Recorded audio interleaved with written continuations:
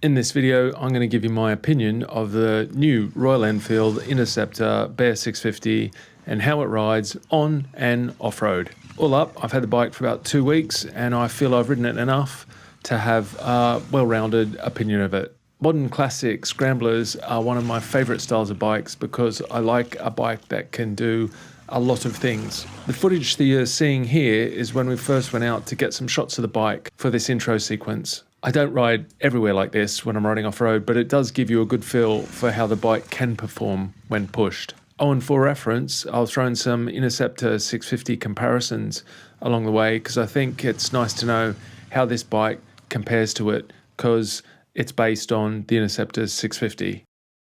Engine. The 648cc parallel twin-cylinder engine on this bike is lovely and it's one of its most outstanding features. It's only just over 47 horsepower, but it's really smooth and torquey everywhere and has more than enough power for my style of riding. I like riding lower capacity bikes on the road because I like using a bike's power through the rev range and working it through the gears. This bike has more than enough power for all different types of riding and it's not lacking anywhere. Physically, the engine does stick out both sides and it is quite vulnerable for off-road riding though.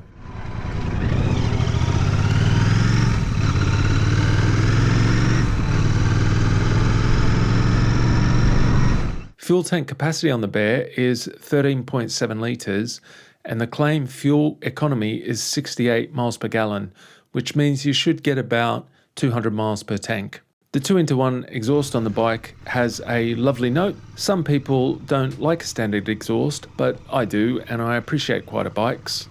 I'm almost 50 years old. An aftermarket exhaust may up the power a little bit, but I personally don't think this engine needs more power. Just my opinion, and I think it does what it's meant to do really well.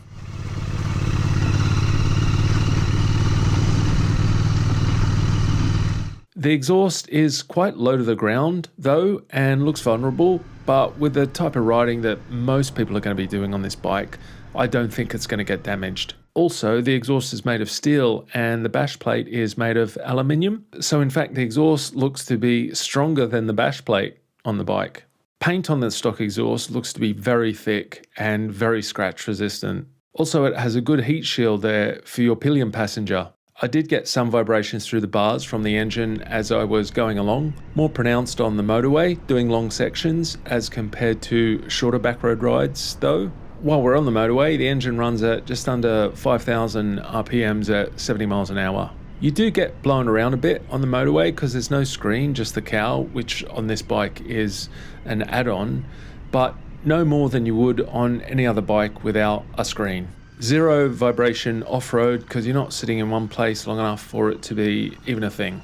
The 6-speed gearbox on the Bear is good and it shifts and selects gears well. Gears are well spaced and the first gear is quite high, which might not be good if you were doing a lot of slow speed technical riding on the bike, but I don't think it's suited to that type of riding, so thought the gearing was quite well suited to the bike.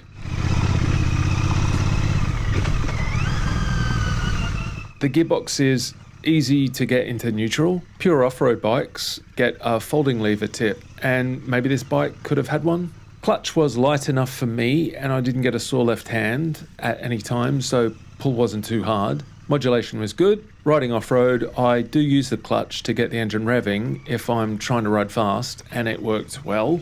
Upside down Showa front forks on the bike have a diameter of 43 millimeters and have 130 millimeters of travel. The bike's got twin rear shocks and 115 millimeters of travel. For reference, the standard suspension travel on the Interceptor 650 is 110 millimeters on the front and 88 millimeters on the rear. So the Bear's got 20 more millimeters of travel on the front and 27 more millimeters travel on the back.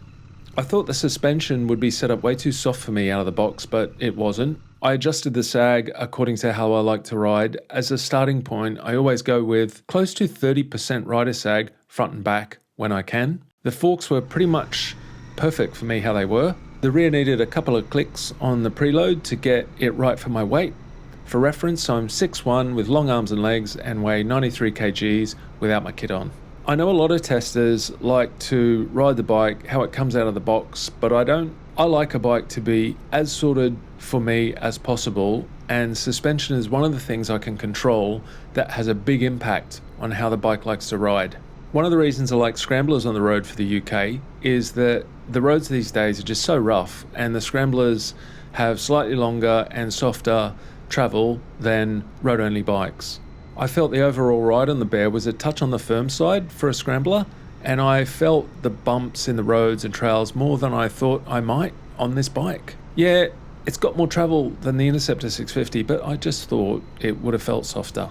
Off-road, I blew through the travel on the forks really quickly if I pushed the bike hard. On the back, I didn't really feel it bottoming at all, like I did with the front. But if you buy this bike, you're probably not going to ride it like I'm riding it here, but it is nice to know the limit, isn't it?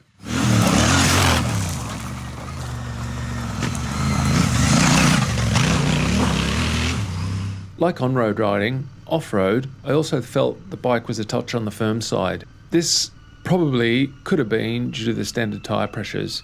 A nice thing I noticed about the forks was how sturdy those front fork protectors look and how well they supported the front mudguard. Ground clearance on the bike is 184mm, and I felt it was quite low because I caught myself being careful not to scrape the bash guard when I was on the bike off-road. Usually with this style of bike, I don't really have to think too much about this. On the bash guard, I like how it protects the frame rails and it looks strong. I also like the exhaust guard. Wheels on the bike are 19-inch front and 17-inch rear. For reference, the Interceptor 650's got 18-inch wheels, front and rear. Tyres on this bike are MRF Nylorexes. I've not heard of MRF before, but I've now learned that MRF, or the Madras Rubber Company, are one of India's biggest tyre manufacturers. Tyres feel good on the road and off-road for the type of riding that the Bear is intended to be doing, like light off-road riding, gravel tracks and fire roads. On-road, I'm not a fast rider, and I'm very used to riding on a similar type of tyre on my adventure bike. I don't ride fast on the road, just a normal pace, and I tend to ride more upright. So these tyres suited me fine for the road. I didn't feel like they were too noisy compared to a road tyre. Off-road, they were fine in the dry, like most tyres are. I run all of my adventure bike off-road tyres on road pressures these days for simplicity and ease of life, basically so I don't have to be pumping up and letting down my tyres all the time. They did feel a bit hard on road pressures, but most bikes do, so no surprises there. I didn't try them in wet off-road, but I don't think I'd like to be riding this bike in wet and muddy conditions anyway, because I know they would only just get by. What I mean by that is that this style of tyre usually gets mud stuck in the tread quite easily, and then it would make them very slippery. Chassis on the bike is made of steel. Seat height is 830mm. Royal Enfield do mudguards on their bikes very well, and this one has great protection front and rear. A lot of people put tail tidies on these bikes these days, but if I owned it, I'd leave it how it was there, standard for protection all year round. The bike weighs 214 kgs and it does feel weighty. Like most bikes, you do feel the weight when you're off the bike and pushing it around. Riding it, it felt fine though. I didn't drop the bike when I was riding it off-road, but I imagine she'd be quite a beast to pick up if you needed to by yourself without some help.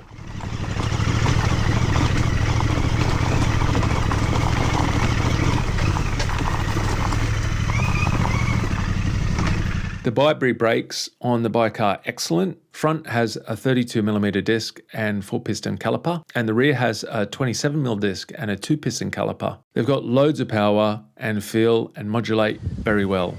It's got ABS, and that can be turned off for off-road, which works well.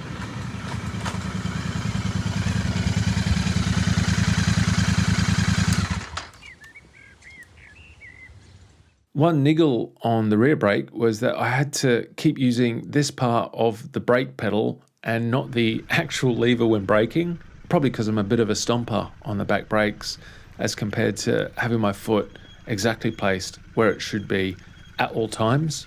As I mentioned, I had the bike for about 2 weeks, but this aspect of the lever kept catching me out every now and then, even though I was aware of it. Also, my boots are size 12, and I like to ride with the balls of my feet on the foot pegs, not the arch. This is a habit I've picked up from riding off-road to protect my feet from getting stuck in ruts and caught up on things. When I'm riding the Bear, I feel like the rear brake master cylinder and its guard sticks out a bit too much and it makes my heel come out more than I really want it to. On the other side, things feel fine and there's nothing getting in the way over there. This is only something you'll notice if you ride with the balls of your feet on the pegs. If you don't, you won't notice it. Controls on the bike all feel good to use, but you might want to swivel those bars back in their mounts a touch from the standard position and address the position of the switches if you own the bike. Lever reach dials on the levers are a nice touch. I tried the foot pegs with the rubber inserts in and out. With and without inserts was comfortable, but if I own the bike, I just have them without the entire time because I don't think they add to my comfort. My initial impressions of the bike is that the reach is quite long, in that I feel like I have to reach further than I would have expected to reach to the bars, which is sort of odd because I'm 6'1" with long arms and legs, and you'd think this wouldn't be an issue for me. I did twist the bars back in their clamps to position them so that they were more comfortable for me, which then meant the switchgear wasn't exactly lined up in the right place. Not a massive thing, but what it did mean is that for road riding, I was sitting quite close to the tank, whereas I'd usually prefer to be sat a touch back so that I was more in the padded part of the seat. So on longer rides, I'd say more than an hour, I did get a sore bum. But having said that, I usually get a sore bum unless the seat on a bike is amazing. And there's only a few bikes out there that don't give me a sore bum after an hour or so. Nothing else bothered me on the long rides, and I didn't get a pain in my back, shoulders or wrists. We've had the Interceptor 650 and Continental GT on loan from Royal Enfield a number of times over the years, and every time we rode them, we felt that they were very comfortable and sorted bikes and great value for money, and the Bear is no different. I always preferred the Interceptor 650 over the Continental GT because of its more upright riding position. Because I'm slightly taller than the average rider, I don't like being hunched over the bars, and I feel hunched over the bars on the Continental GT. On how the Bear likes to ride off-road, my 2-second opinion is that it's not a proper off-road bike, so don't expect it to be, and it's not that comfortable to stand up on, but it can do it. I just wouldn't buy this bike if I was going to be doing too much standing up off-road. When I was standing up, I found I couldn't get the grip on the bike as much as I wanted with my knees, and I was reaching out to the bars too much. Sure, it can be ridden fast and aggressive off-road, but I wouldn't buy it with the intention of doing too much of this if it was my bike. The tank on the bike is really nice, but when you're riding it off-road, you do need to grip the bike with your knees when you're sitting down or standing up, and I was very concerned about scratching this beautiful tank with my legs. So it probably needs some tank pads or some clear plastic on the tank to stop you scratching it.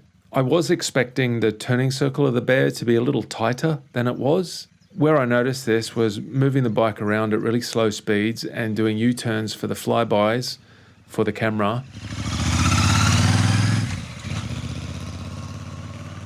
Also off-road when I was trying to take turns really tight. So I am a fan of Royal Enfield, and I do like what they have done for the retro and the modern classic bike scene. In my opinion, they make great looking bikes which do all the basics very well. All the switchgear and controls of this bike are of a good standard. I do prefer analog clocks on retro and modern classic bikes, but I did like this one. There's a USB-C charger on the bike here. The bike's got a tripper dash, which allows you to link your phone up to the bike. I have used this on other Royal Enfields and I like the idea of it, but I didn't use it on the Bear.